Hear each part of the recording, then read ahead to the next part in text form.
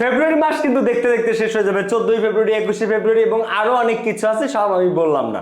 তো ফেব্রুয়ারি মাসের পরে তোমাদের জুনে গিয়ে পরীক্ষা, তোমরা 3 মাসের মতো টাইম পাবা। মাঝখানে আবার ঈদের বন্ধ হচ্ছে দুই ঈদ।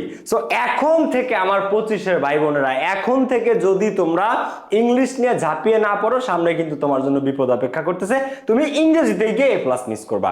এখন থেকে যদি তুমি English first paper, English second paper, test paper solve, board question practice, written সবকিছুতে মনোযোগ না দাও, পাশাপাশি অ্যাডমিশনের ইংলিশ নিয়েও যদি এখন থেকে না ভাবো, তোমার জন্য সামনে বিপদ অপেক্ষা করতেছে।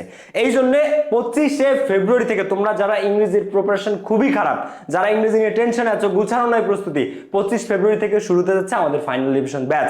সপ্তাহে 5 দিন ক্লাস, শনি সোম বুধ শুক্র একাডেমিক ক্লাস, আর মঙ্গলবার একটা স্পেশাল ক্লাস থাকবে শুধুমাত্র অ্যাডমিশন ইংলিশ নিয়ে, যাতে এখন থেকে অ্যাডমিশনের সিলেবাস নিয়েও তোমাদের আন্ডারস্ট্যান্ডিং পুরো পানির মতো ক্লিয়ার থাকে।